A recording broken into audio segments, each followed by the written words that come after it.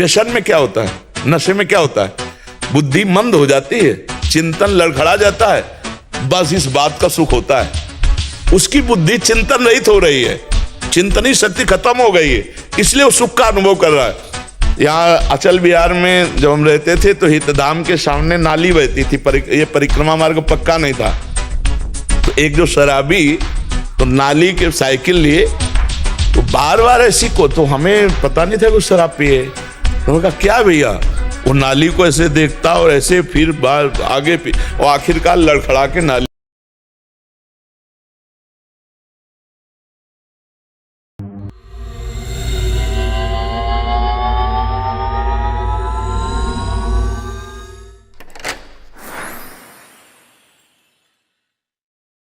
व्यसन में क्या होता है, नशे में क्या होता है, बुद्धि मंद हो जाती है, चिंतन लड़खड़ा जाता है, बस इस बात का सुख होता है।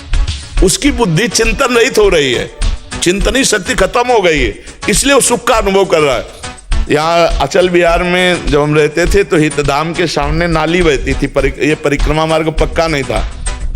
तो एक जो शराबी तो नाली के साइकिल लिए तो बार बार ऐसी को, तो हमें पता नहीं था कि शराब पिए।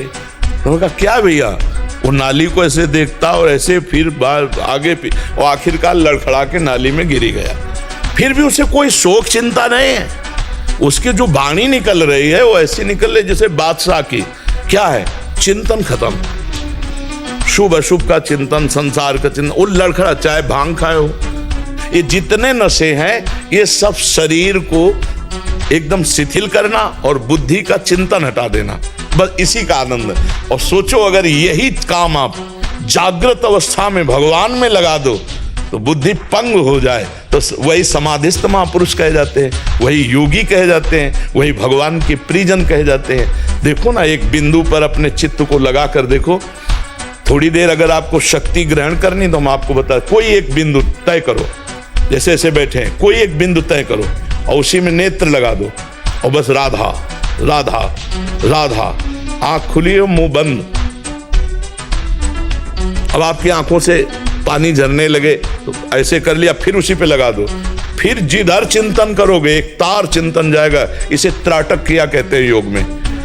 कितने अपने पास साधन है जिससे हम एकाग्रता को समेटकर भगवान के चरणों में चिंतन में लगाएं, अभी आनंद आ जाए।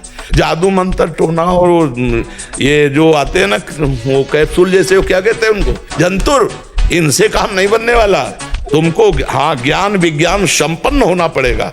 ये सब छूछा, ये सब नाटकबाजी से नहीं निकलना। जैसे नाम जब भी चल रहा हो, चिंतन भी दूसरे आ रहे हो, तो क्या मन के दो विभाग हो जाते? हाँ, मन के दो विभाग हैं ही। जैसे बुद्धि को दो विभाग है ना, रावण से विभीषण जी कह रहे हैं, कुमति सुमति सबके उर्राही नाथ निगाम। हाँ, जहाँ सुमति तहाँ संपत्ति नाना, जहाँ कुमति तहाँ मतलब सुमति और कुमति जैसे होती है। हाँ, ऐसे ही सुमन और कुमन होता है। सुंदर जो मन होता है वो आपको अच्छी सलाह देगा, और कुमन जो कुमार्गगामी मन होता है वो उसी समय गलत सलाह देगा। उसी समय जैसे आपसे कह रहा है ये भोग लो बहुत अच्छा है, तो अंदर से आएगा नहीं यार फंस जाओगे बहुत गलत है। उसी में दो विभाग है। अच्छे वाले में मन इंद्रियाणाम मनश्चास्मि, और बुरे वाले मन को अच्छा बना दो तो निर्मल मन हो गया, भगवान प्रगट। विचार बुरे नहीं आते, काम को कैसे करना वो दिमाग में चलता रहता है, और नाम जब भी चलता रहता है। हाँ, तो आपको काटना है, डिलीट करके एक को चलाना है, यही बुद्धिमानी है। उसे रोकना होगा। हमें इसीलिए कहते हैं जैसे नाम जप करो तो नाम के अक्षरों का ध्यान करो, इसे डबल फंसाना होगा। ये डबल पटरी पे दौड़ता है, राग द्वेष पे दौड़ता है, तो इसे फंसाना होगा। राधा, अब अंदर से उच्चारण कर रहे हैं राधा, सामने लिखा है राधा, हम पढ़ रहे हैं, देख रहे हैं, सुन। अब इसको भागने का अवसर नहीं मिलेगा तो ज्यादा देर इसमें टिकेगा नहीं, देखना आप। और अगर टिकने लगे तो फिर देखना आप आनंद आने लगेगा, फिर रुचि बढ़ने लगेगी। ये डबल भागना चाहता है, ये दो काम एक साथ करना चाहता है, इसमें क्षमता है। ये भगवान की आरती भी करेगा और बाजार भी हो आएगा उसी समय। भगवान की आरती करता जा रहा, सोचता जा रहा, बाजार जाना, वहां मिर्च लानी, वहां आलू लानी, वहां ये सब करता रहेगा। देखने में लगेगा भक्ति हो रही है, चिंतन हटते ही लगता है कि मैं नाम जब भी चल रहा था मेरे। हाँ, हाथ नहीं, वो दो काम कर सकता है, इसीलिए हम डबल उसको फंसाते। लिखो और उच्चारण करो और सुनो तो उससे मंगल हो जाएगा। सूरज जी मुजफ्फरनगर से। श्री राधा। राधा वल्लभ श्री हरिवंश महाराज जी। सदगुरु भगवान, कभी कभी चिंतन सहज ही हो जाता है और पर कभी कभी बहुत प्रयास करने पर भी नहीं होता, इसके लिए क्या करें? बिल्कुल बिल्कुल। कबहू तो थोरो भजन कबहू होत विशाल, ये पहले रसिक महापुरुष लिखे हैं। मन को धीरज छुटे नहीं गाहे न दूजी चाल। जिस समय रजोगुण और तमोगुण का आवेश होगा उस समय भजन खींचना पड़ेगा। मन बिल्कुल भजन में नहीं लगेगा, स्वाद भजन में नहीं लगेगा, संसार अच्छा लगेगा, उस समय भजन खींचना पड़ेगा। और जिस समय सतोगुण होगा तो एकदम अनुकूल पड़ेगा। ऐसा लगेगा रसगुल्ला जैसे खाते ना, ऐसे राधा राधा राम सुधा रसम रसी तुम। और जब रजोगुण तमोगुण होगा तो फिर वो अच्छा लगेगा। संसार का भोग, संसार की चित्र, संसार की बातें, भगवान अच्छे नहीं लगेंगे। और जब गुणातीत भजन हो जाता है, तीनों गुणों से परे स्थिति हो जाती है, तब एक तार भजन चलता है। अभी एक रस भजन नहीं होगा, अभी गुणों के अंतर्गत है। जो रे सदा ज्ञान एक रस, तो ईश्वर जी में भेद कहो कर। अभी जीवत तो देहाभिमान को लेकर त्रिगुण के अंतर्गत है। तो कभी सतोगुण आया, कभी रजोगुण आया, कभी तमोगुण आया। तीनों गुण हम पर प्रभावित ना कर पावे। हरिवंश महाप्रभु कहते हैं, ई डर ही डरप हरिवंश ही तिजिनो भ्रमय गुण सलिल पर, जी नामन मंगल लोक त्यों सुहरि पद भज न विलंब कर। हर समय जबरदस्ती भजन में लगाए रहो, तीनों गुणों पर विजय प्राप्त कर लोगे। गुण के अनुसार के आज मन नहीं लग रहा तो फिर बात गलत हो जाएगी।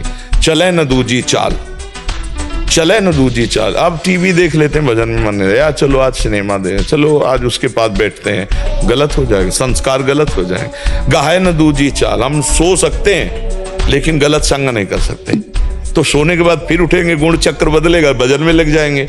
और अगर गलत संग हो गया तो संस्कार बन जाएगा, भजन में विक्षेप डालेगा। तो ये तब तक चलेगा जब तक गुणातीत नहीं होंगे, तब तक ये विक्षेप डाल। कभी भोग प्रिय लगेंगे, कभी भगवान प्रिय लगेंगे, कभी भजन अच्छा लगेगा, कभी प्रपंच अच्छा लगेगा। यही तो साधना है कि काट काट करके प्रपंच और भोगों की वृत्तियों को हम भगवान के चरणों में लगा रहे हैं। चित्त वृत्ति को निरोध करके, रोक करके प्रभु के चरणों में लगाना। इसी पर प्रभु रीझ जाते हैं कि ये इतना आकर्षण पर भी हमारा चिंतन नहीं छोड़ता, तो फिर भगवान कृपा कर देते, माया हटा देते हैं। भगवान कहते हैं ना, दैवी हेषा गुणमयी मम माया दुरत्तया मामेव ये प्रपद्यन्ते माया में ताम तरन्ति ते। मैं उसे माया से तार दे, मतलब तीनों गुण का प्रभाव खत्म। अब स्वाभाविक भजन जैसे विषयी पुरुष का विषय चिंतन, ऐसे भगवत चिंतन। काम ही नारी प्यारी जिम लोभी जिम प्रिय दाम, तिम रघुनाथ निरंतर प्रिय लागो मोहि राम। वो भजन फिर त्रिगुणातीत होता है, फिर उसे कोई भ्रष्ट नहीं कर सकता। वो जीत गया माया पर। भगवान की शरण में होकर प्रयास करते रहो, कृपा उनकी, प्रयास हमारा। ठीक है। प्रेम प्रकाश पांडे जी, झारखंड से। राधा वल्लभ श्री हरिवंश महाराज जी। महाराज जी, आपकी कृपा से लगभग नियमित सत्संग और एकांतिक वार्तालाप श्रवण कर रहा हूँ। मन के समाधान आपकी कृपा से हो चुके हैं। महाराज जी, एक जिज्ञासा है पूज्य अष्टावक्र जी राजा जनक जी को। जब मन का समाधान हो गया तो जिज्ञासा कैसी रही? चित्त का समाधान होने के बाद कोई जिज्ञासा नहीं रहती। अभी समाधान नहीं हुआ है। समाधान का मतलब होता है लक्ष्य में स्थित हो जाना, चित्त का परमात्मा तत्व में स्थित हो जाना समाधान होता है। वो शायद शब्द का प्रयोग कर रहे हो लेकिन उसका अर्थ नहीं जानते हो, तो इसलिए अब जिज्ञासा कीजिए, क्या कहना चाहते हैं? पूज्य अष्टावक्र जी राजा जनक जी को अष्टावक्र गीता में कहते हैं कि आत्मा स्थित है, गुणों से लिपटा हुआ शरीर उठता है, बैठता है, खाता है, जगता है, सोता है, मुझ आत्मा में कोई क्रिया नहीं होती। तो फिर कहाँ जन्म, कहाँ मरण, कैसा स्वर्ग, कैसा नरक, ये सब तो देह भाव में है। मेरी जिज्ञासा है कि स्थूल, सूक्ष्म और कारण शरीर, यातना देव देह क्या होता है और मन, प्राण, जीवन और मरण से कैसे संबंधित है? देखो, जब हम स्वप्न में होते हैं तो ये ज्ञान नहीं होता कि एक स्थूल शरीर पड़ा है सैया पे, और स्वप्न में पूरा विलास होता है, दुखद या सुखद, अनुकूल या प्रतिकूल। कोई न वस्तु होती है, न कोई व्यक्ति होता है। वहां एक मन केवल जागृत रह गया, सुषुप्ति में नहीं गया, तो स्वप्न की रचना कर दी। ये ही जाने जग जाए हेराई, जागे जथा स्वपन भ्रम जाए। जिस तत्व के जान लेने पर ये संसार खो जाता है, ऐसे जैसे जगने पर स्वप्न पूरा झूठा दिखाई देता है। एक बार जनक जी ने स्वप्न में देखा कि वो बहुत गरीब हो गए हैं और वो भिक्षा मांगा, भूख से व्याकुल होकर। एक हांडी में कुछ दाल चावल पकाया, खिचड़ी, इतने में 2 सांड लड़ते हुए आए, वो खिचड़ी फैल गई।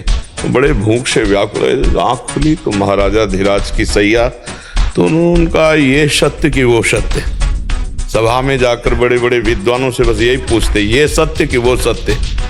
अब ये वो का कुछ थोड़ा सा इशारा करे तो समझ में आवे। बड़े बड़े विद्वान चुप हो जाते, तो उन्हें नजर बंद कर देते, आप जाओगे नहीं जब तक उत्तर नहीं मिलेगा, खाओ पियो मौज मस्ती से रहो। तो एक दिन बच्चों के साथ अष्टावक्र जी खेल रहे थे, बड़े विद्वान थे, गर्भ से ही विद्वान थे। कहोड़ नाम के ऋषि इनके पिता थे, तो वेद पाठ कर रहे थे। तो अष्टावक्र जी माँ के गर्भ से बोले, अशुद्ध बोल रहे हो। तो उन्होंने पत्नी से कहा, कौन है जो मुझे टोक रहा है? बोले, आपका पुत्र गर्भ में। बोले, बड़ा टेढ़ा है, बड़े नाराज हुए, का अष्टवक्र हो जा। तो गर्भ से 8 जगह से टेढ़े, तो बड़े विद्वान थे, वाक्चापाल्यता भी थी। तो बच्चों से जब कहते हैं, उनका इतने बड़े विद्वान हो तो राजा जनक जी के कैद में नजर बंद है, तुम्हारे पिता छुड़ा लो ना। माता से कहा, आज तक तो आप कहती थी पिता परदेश गए हैं, आज मुझे पता चला कि नजर बंद है।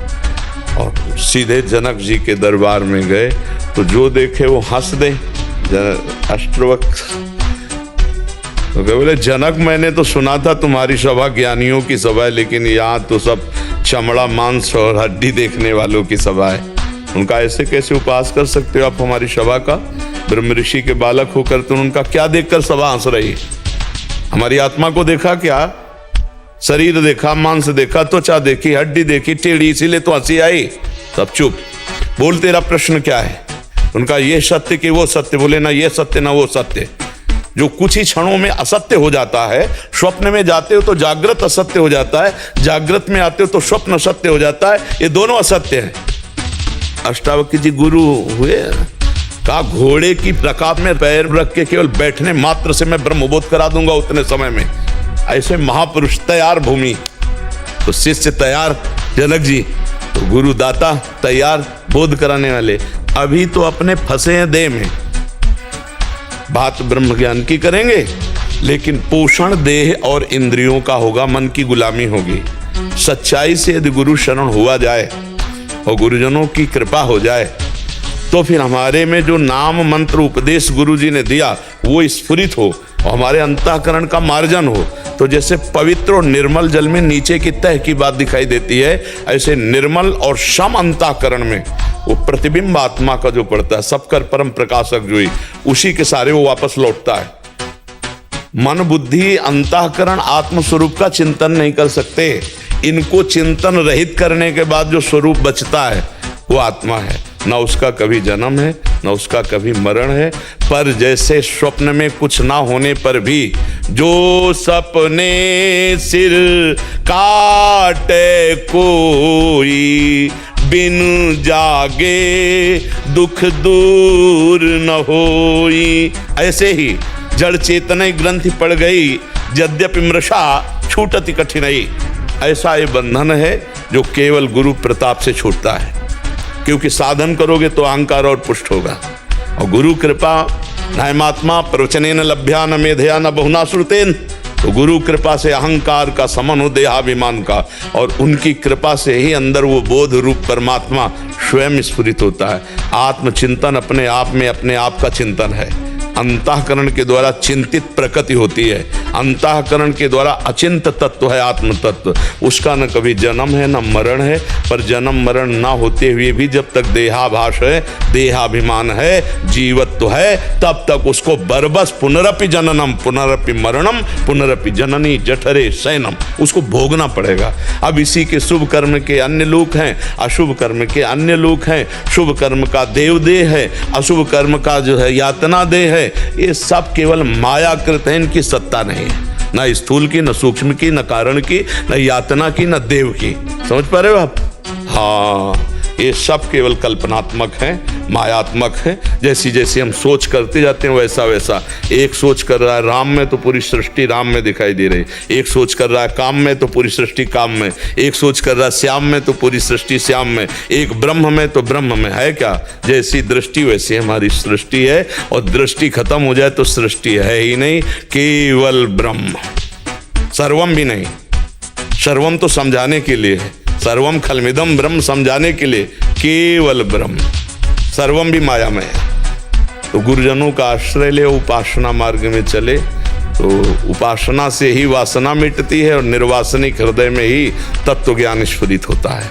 नहीं, पहले खूब नाम जप करो, अच्छे आचरण करो, गुरुजनों की शरण में रहो, समाज की सेवा करो, तो तुम्हारा अंतःकरण पवित्र हो। पवित्र अंतःकरण से ही चला जा सकता है। आप गृहस्थ तो इसलिए आपको ऐसा कह रहे हैं। अगर विरक्त हो तो फिर उसके लिए दूसरा मार्ग है, कठोर जितेंद्रियता, तितिक्षा, लोक परलोक के भोगों से वैराग्य, इंद्रियों का समन, मन का दमन, तब जाकर के चित्त का समाधान, घोर मुमुक्षता, मुझे बस मुक्त होना है, तब ब्रह्मबोध। ब्रह्मबोध ऐसे हलवा चटली थोड़ी ज्ञान के पंथ कृपाण के धारा, परत खगेश लगे लही बारा, जो निर्विघ्न पंथ निर्वाही, सो कैवल्य परम पद लाई।